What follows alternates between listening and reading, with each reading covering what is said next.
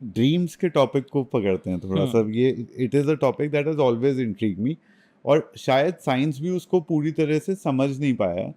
तो ड्रीम्स के बारे में क्या लिखा हुआ है? देखिए, ड्रीम्स के बारे में ऐसे डिटेल्स नहीं दी गई हैं कि ड्रीम्स क्या होती हैं, क्या क्यों होती हैं, बट जो हमें समझ में आता है ड्रीम्स का एनालिसिस जो भी स्टोरीज में है, जैसे योग वशिष्ठ में मैंने कहा, तो उसमें एक ड्रीम के अंदर ही पूरी की पूरी जर्नीज कर लेते हैं लोग, एक अलग लाइफ जी लेते हैं। सो उससे हमें समझ में आता है कि ड्रीम्स हमें एक ऑल्टरनेटिव रियलिटी में ले जाती है। अब इसको अगर मैं थोड़े से इलॉन मस्क के सिमुलेशन थ्योरी के बारे में हाँ क्योंकि वो बात करते हैं, जब मैं उससे जोड़ करके अगर देखूं, हाँ। तो सिमुलेशन थ्योरी और ये योग वशिष्ठ ने जो लिखा है उसमें क्या कोरिलेशन है? उसमें देखिए, कोरिलेशन हम बना सकते हैं, हम ढूंढ सकते हैं, पर जब योग विशेष लिखी गई थी, ऑफ कोर्स ये तो बहुत ही पुरानी एक आप अपना टेक अवे बताओ। हाँ।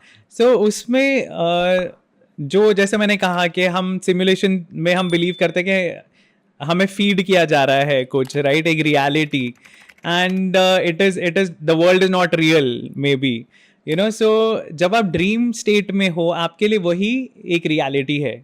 जब आप एक सपना देख रहे हैं, आपको सच में वो फील होती है, राइट, आपकी बॉडी भी जग कर रही है, आपको पता, आपको लग भी रहा, आपको वो फीलिंग्स भी आ रही हैं, खुशी की, दुख की। अब जब आप उठते हो नींद से, तब इमीडिएटली आपका वही विचार होता है जो ड्रीम में आए होते हैं।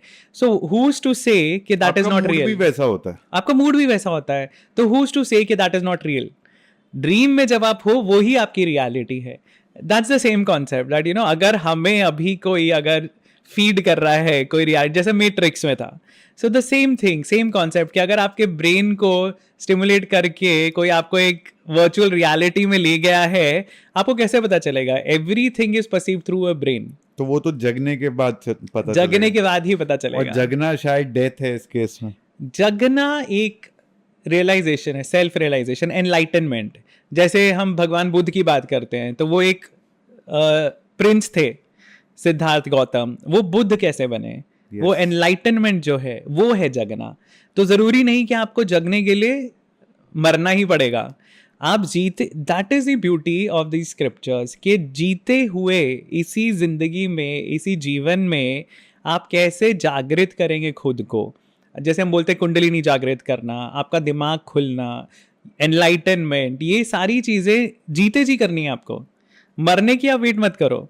सो वो ही जो उजागर करना है हमारे अंदर, जो इंफॉर्मेशन है ऑलरेडी, हमें सिर्फ माया का जो पर्दा है वो हटाना है। जो जिसमें मैट्रिक्स में बोलते थे free yourself from the matrix. Yes, बिल्कुल वही चीज है। And that's a very similar concept, माया का जो कॉन्सेप्ट है, कि माया का पर्दा पूरा ढका हुआ है हमारे ऊपर। हमें क्यों अपने पिछले जन्म याद नहीं है?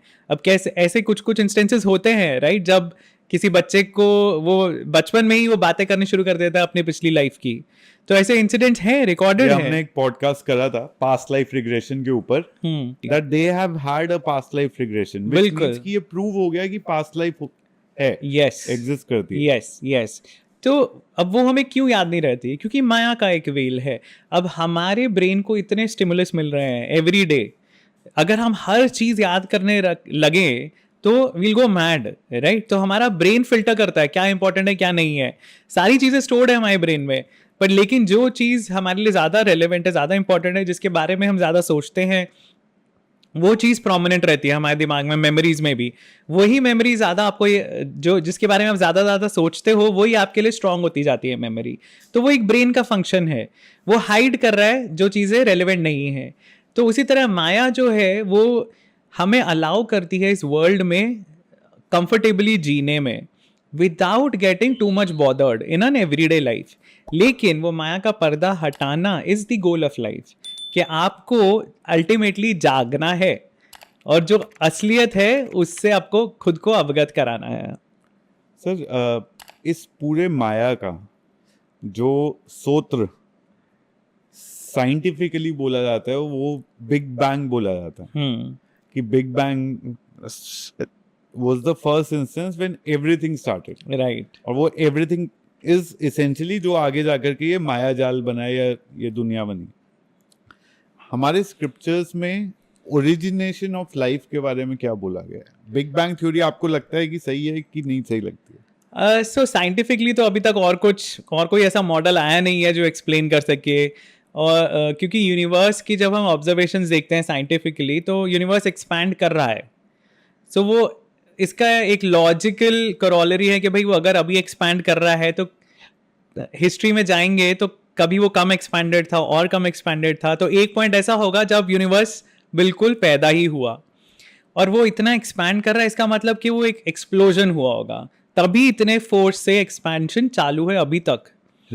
So that is the logic behind the big bang and which makes sense currently.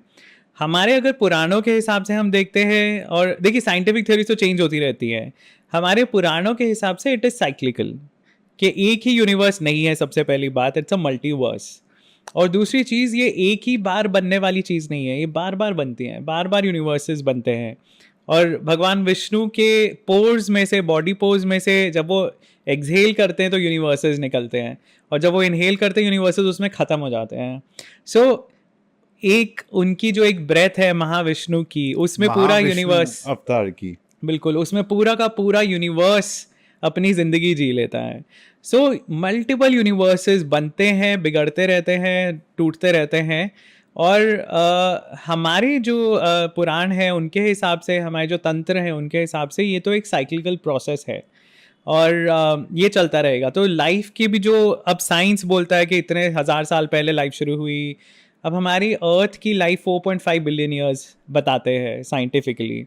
उसमें आप नॉर्मल अगर आप देखोगे, ह्यूमंस जो है they have come at the last minute, not even the last minute. अगर आप 4.5 बिलियन ईयर्स को एक 12 घंटे की क्लॉक पे प्लॉट करते हो तो ह्यूमंस 11:59 पे आए हैं। सिविलाइजेशन बोला जाता है 8000 BC, 8 to 10,000 BC is when civilization came in. Yes. तो which means कि हमारे साइंटिफिकली अगर देखें तो हम 12-13 हजार साल की बात कर रहे हैं टोटल, जी, आउट ऑफ 4.5 बिलियन। बिल्कुल बिल्कुल।